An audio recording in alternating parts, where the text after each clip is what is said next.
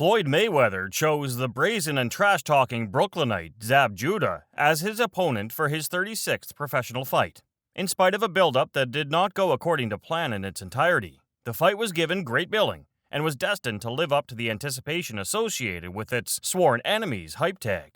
Nevertheless, this may not have occurred in the manner that had been originally envisioned. Therefore, continue watching this video to learn all there is to know about the incredible battle that took place between Floyd Mayweather and Zab Judah. The mounting tension. Mayweather's decision to go up in weight in order to battle Judah for a world championship in a fourth separate weight class was a match made in boxing heaven. But there was one problem. As soon as his challenge to the undisputed welterweight champion Judah was agreed upon, his opponent failed to maintain his part of the agreement, and he subsequently suffered a devastating defeat to an unfancied fighter named Carlos Baldomir. The fight was saved after some political maneuvering and renegotiation of the contract, and it was decided that just the IBF championship would be on the line. The loss of Judah, on the other hand, brought the contest pre-fight hype down to a far lower level. The fight itself. Regardless of all the build-up, the battle itself was the genuine thing, and by real deal, we mean the following. Judah got off to a good start and continued to put up a brave fight throughout the bout, at times matching Mayweather's pace and hitting technique. It seemed as if Judah scored a knockdown in the second round when Mayweather's glove hit the canvas. However, referee Richard Steele determined it to be a slip. In the fourth round of the fight, Judah delivered a left punch to the head of Mayweather, which led him to duck behind the ropes and cover up. But Mayweather wounded Judah with a combination to the face in the fifth round, which swung the tide back in Mayweather's favor. After that, Mayweather connected with a right hand to the bridge of Judah's nose, which caused blood to begin flowing. Mayweather's performance in the seventh round was his most commanding up to that moment. When he did it once more, he extracted blood from Judah's nose. So, Judah was forced into a corner by a combination delivered by Mayweather, and as a result, his footwork became much more deliberate than it had been earlier in the fight. The clash, as well as Floyd's triumph. However, Judah landed a low shot on Floyd Mayweather and then followed it up with a right hand to the back of Mayweather's head, with around 10 seconds remaining in the 10th round. So, Mayweather was knocked out. Steele signaled for time so that Mayweather could take a break and relax as he hopped about the ring in obvious discomfort. Roger Mayweather, who is also Floyd Mayweather's uncle and trainer, got into the ring, moved toward Judah, and made an attempt to confront him. After entering the ring, old Judah delivered a blow on Roger with a fist. At that time, representatives of both combatants' camps invaded the ring, which resulted in a full-scale brawl among everyone there. HBO reports that more than a dozen law enforcement and security personnel raced inside the arena and were successful in regaining control of the situation. The violence, according to boxing commentator Jim Lampley, was comparable to the chaos that occurred during the Riddick Bowe and Andrew Golota bout. In addition, Mayweather cruised through the last two rounds on his way to a win that was decided by a unanimous decision. Aftermath. After the battle was over, political maneuvering began. Don King was unhappy with the outcome of the battle, so he attempted to influence it in some way. This is what Don King is known for doing.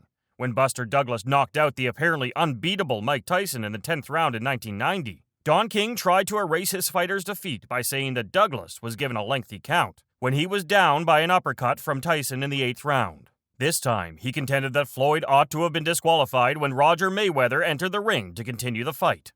Bobby Goodman, a henchman for King, sent a public letter urging the Nevada State Athletic Commission to modify the outcome of the fight. In the letter, Goodman cited the integrity of the sport as the basis for his request. After that, Don King personally addressed the commission for 15 minutes, arguing that his boxer Zab ought to be deemed the victor of the bout.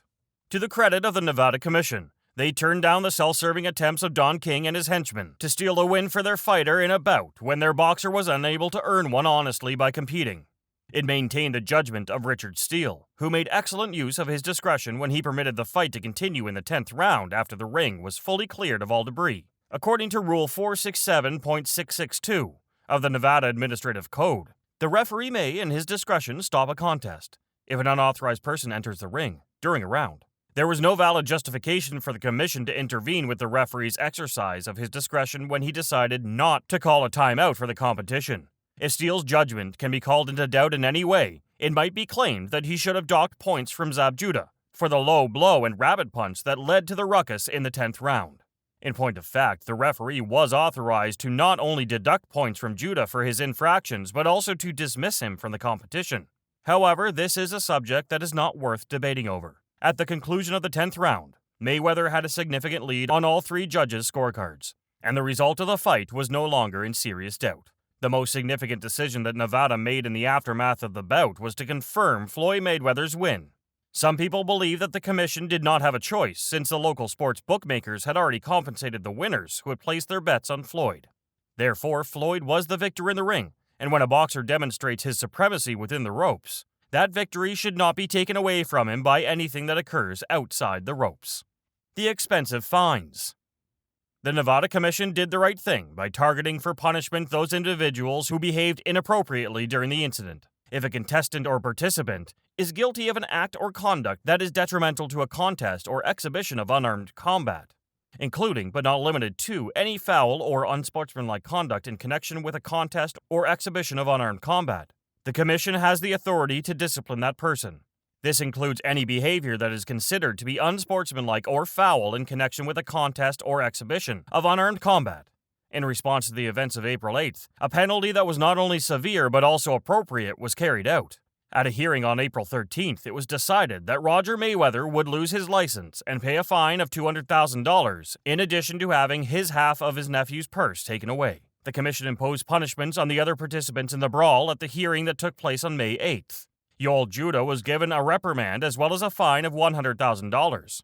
Mayweather's cornerman, Leonard Ellerby, was given a punishment of $50,000 and had his license revoked for 4 months as a result.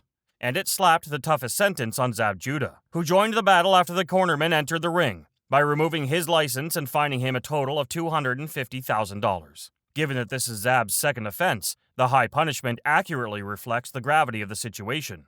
At the MGM Grand on November 3, 2001, Zab was the victim of a technical knockout at the hands of Kotsiasiu.